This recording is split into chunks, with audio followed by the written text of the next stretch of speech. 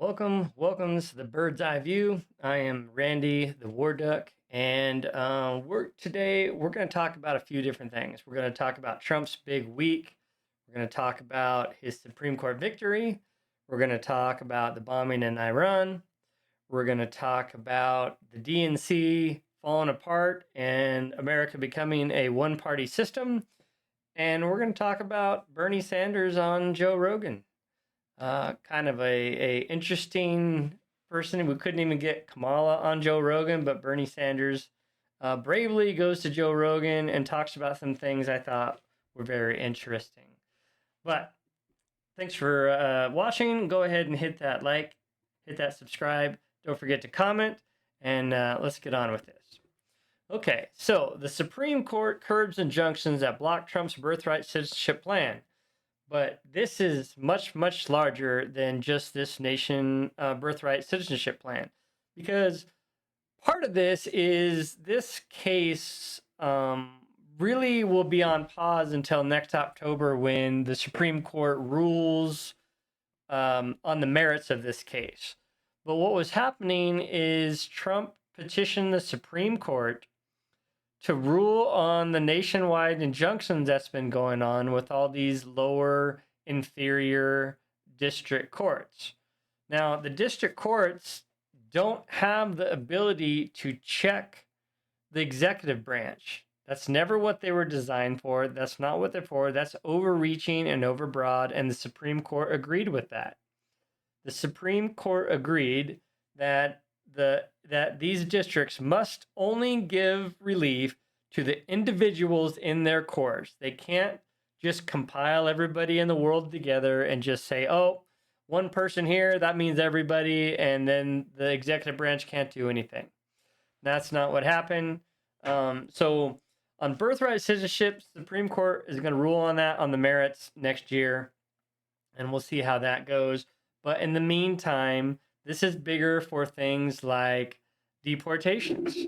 So now all these class-wide stops of deportations, all these people trying to petition the court for other folks are no longer valid, which means if you're not in front of the court, then you cannot get relief because you are not party to the case, which means sorry for you. If you're out of the country, you are not part of this case. And then I thought was another thing is Maryland is one of like 6 states where all these judge shopping's going on. And what they're doing is they're taking one case to try to get nationwide injunctions across thing. And they've been going to Maryland a lot. So Trump sued all the federal courts in Maryland. And because now all the federal judges there are party to being sued, they can no longer, because of conflict of interest, rule on cases having to do with Trump and the DOJ and all these national cases. So they have to recuse themselves and pass off those cases. I thought it was a very, very interesting move by Trump. But the Supreme Court decision was 63 on ideological lines, but there's something I want to point out. And here becomes the problem with some of these judges is it's not the law that they're ruling on. And that's a problem.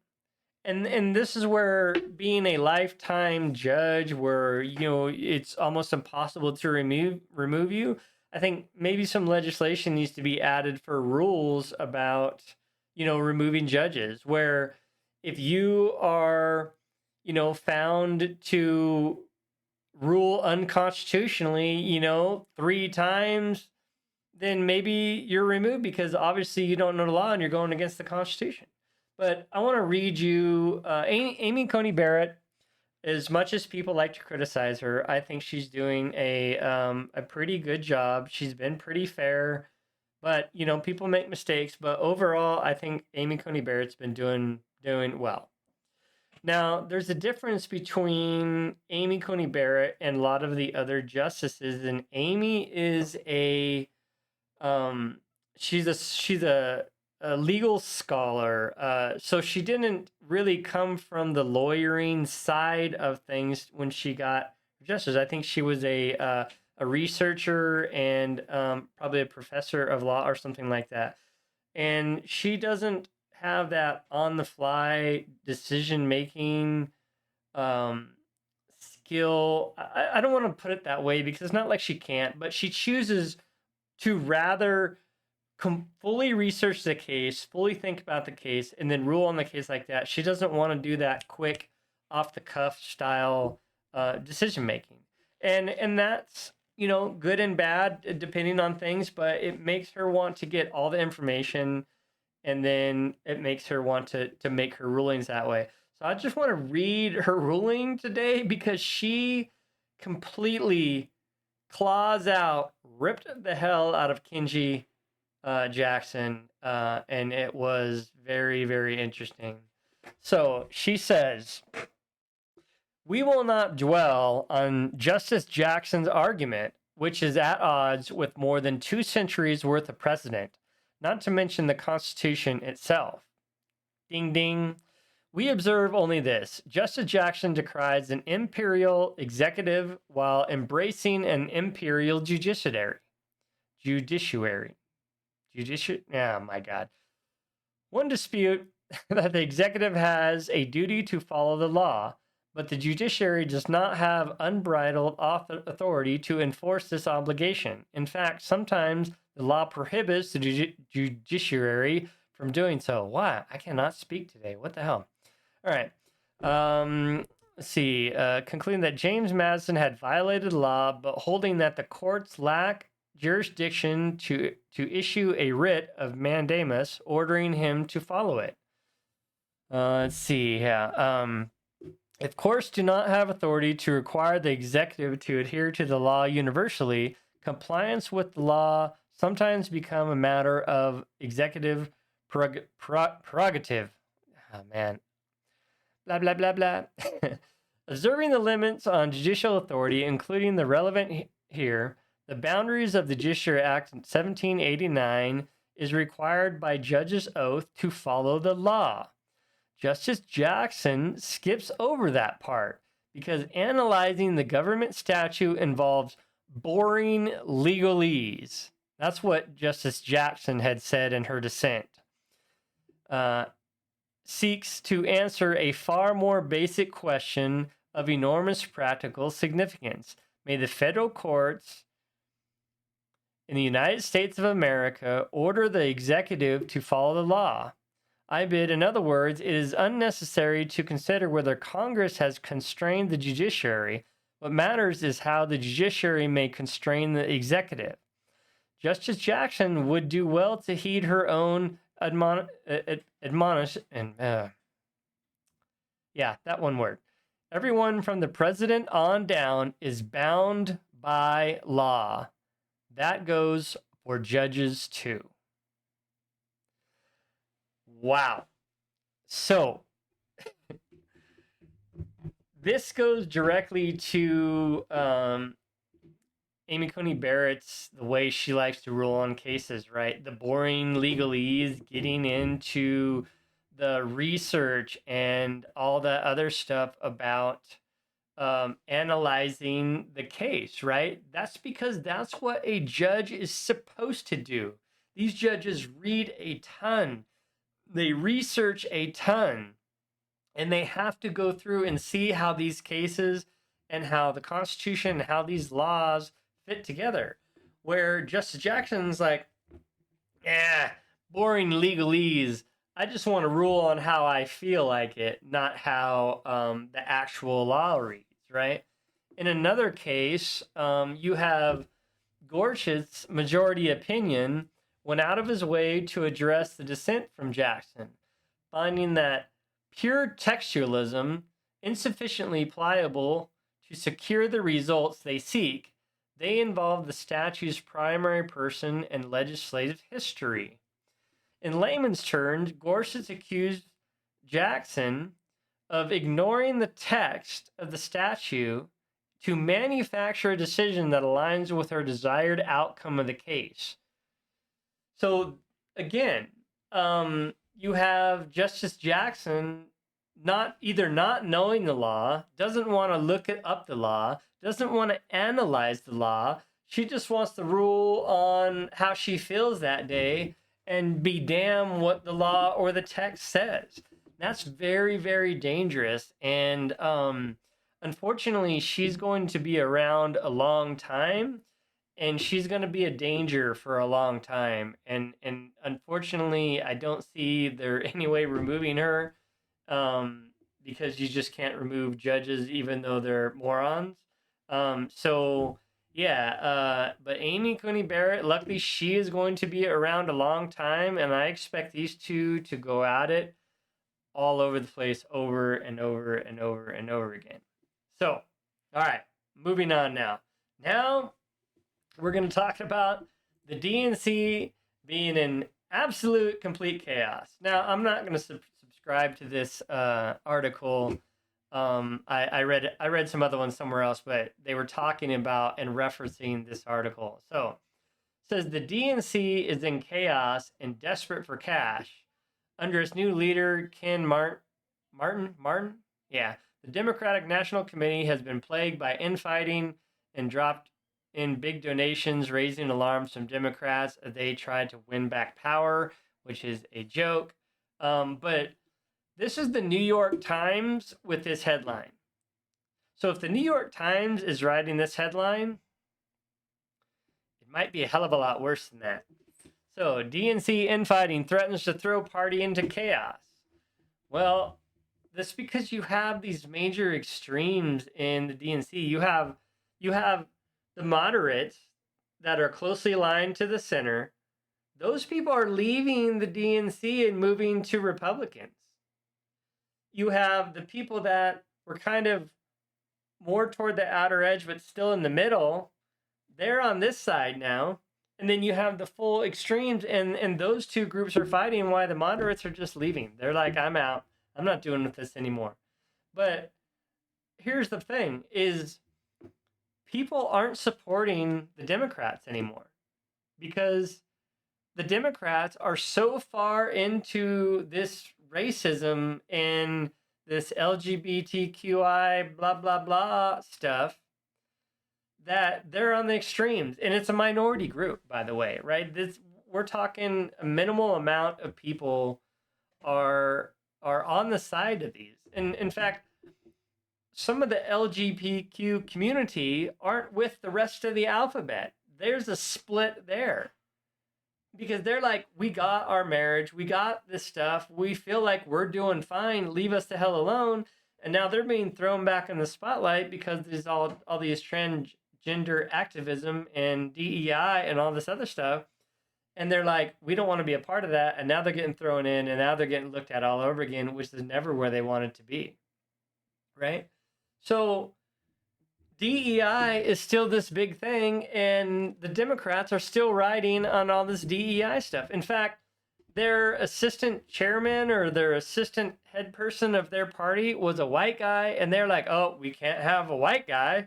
So they axed this white guy for some of the alphabet or the rest of DEI, which isn't in line with the rest of the nation, but they can't see that. In fact, I want to play something for you that I think is something that they've lost, right? And this is coming from the man himself, Martin Luther King Jr. And let's go ahead and play this and listen to this. That my four little children will one day live in a nation where they will not be judged by the color of their skin, but by the content of their character. Wow. Shall we listen to that again? Let's go ahead and listen to that again. That my four little children will one day live in a nation where they will not be judged by the color of their skin, but by the content of their character.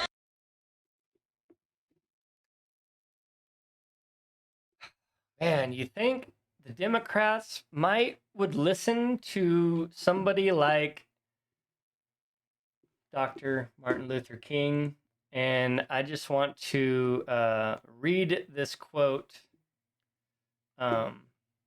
real quick. And this quote is from his I Have a Dream speech. And it was done in 1963, March in Washington. He's I have a dream that my 4 little children will one day live in a nation where they will not be judged by the color of their skin, but by the content of their character. Not by the color of their skin, but by the content of their character.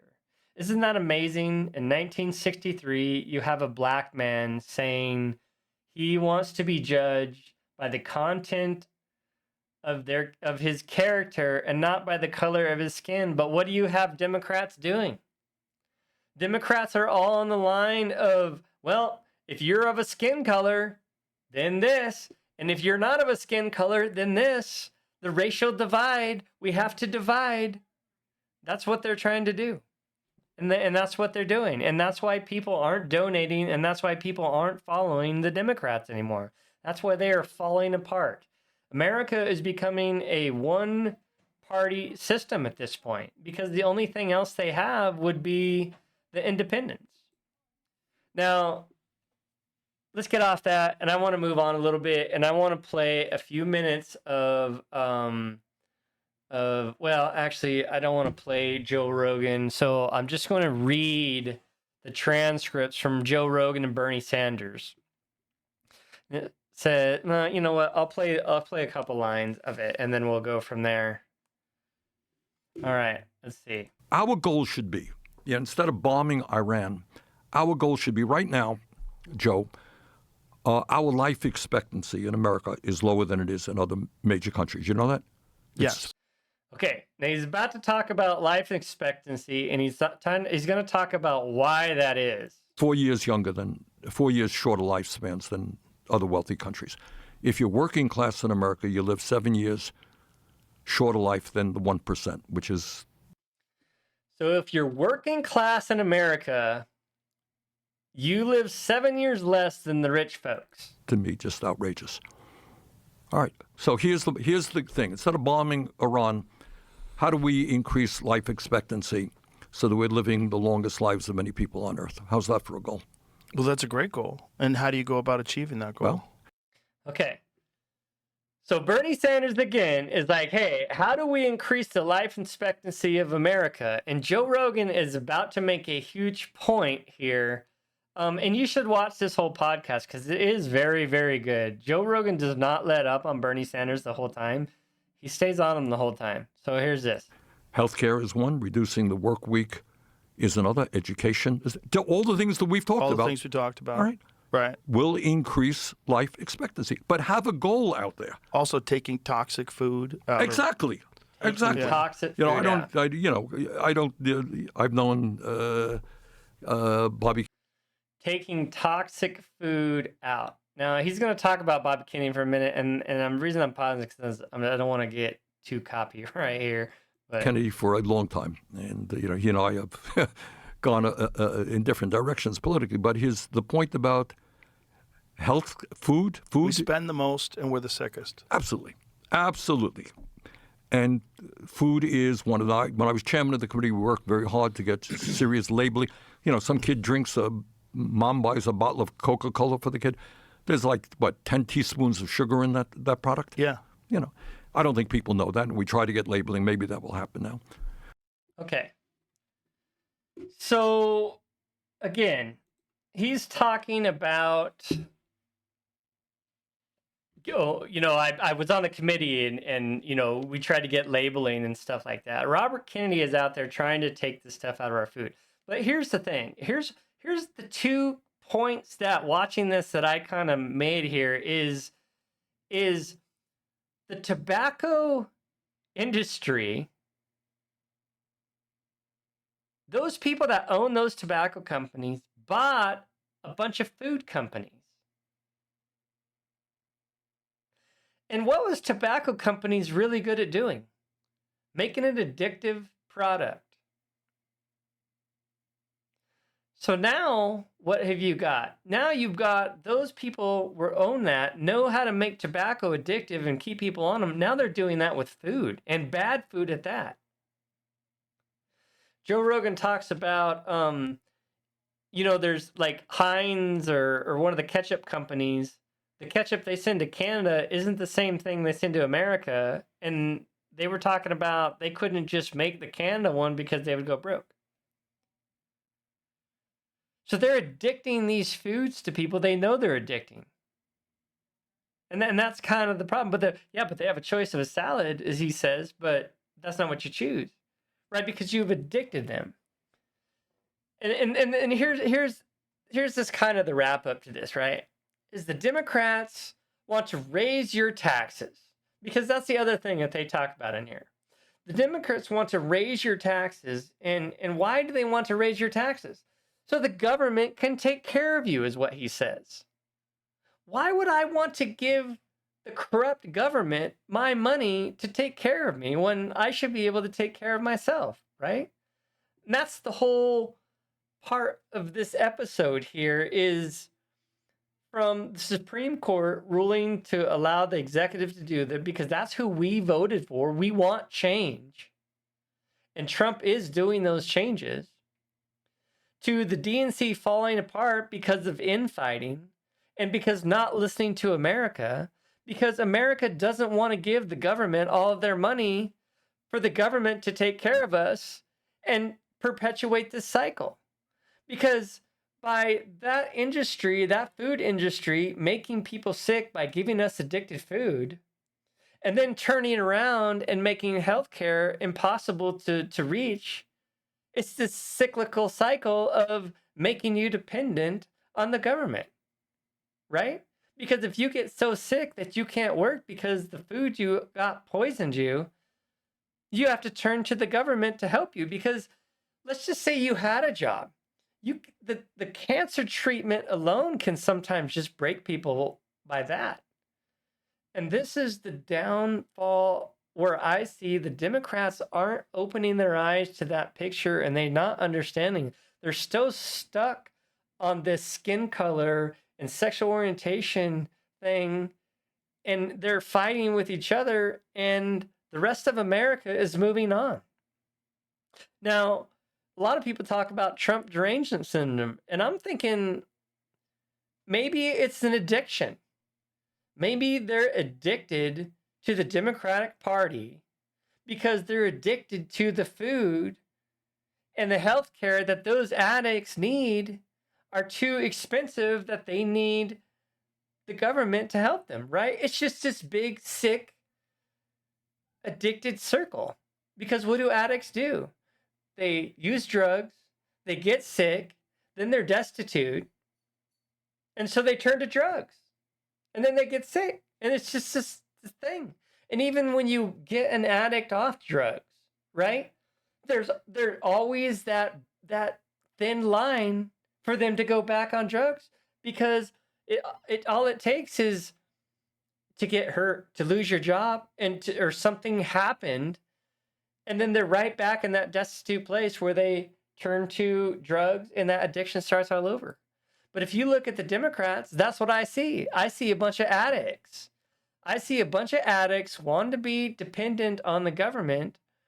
They're addicted to TikTok. They're addicted to this me kind of attitude of this fringe that nobody wants to be a part of, right? And it's just this sickness. And to me, that's what I see the Democrats as right now, is they're addicts. They're addicts for the government, so they can go and eat this crappy food, and then they can be taken care of with this broken healthcare system.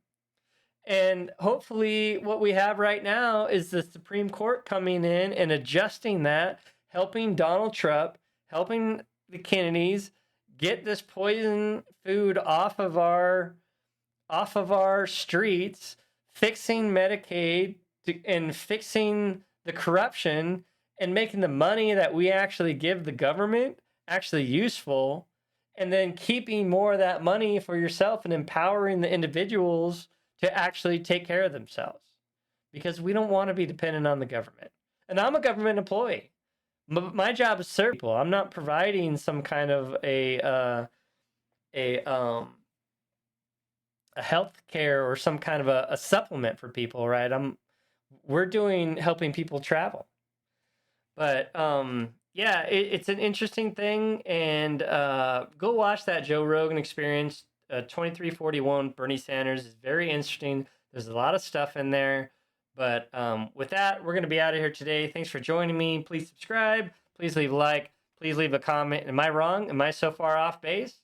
Or am I onto something? All right, with that, we're out. Much love. Let me know.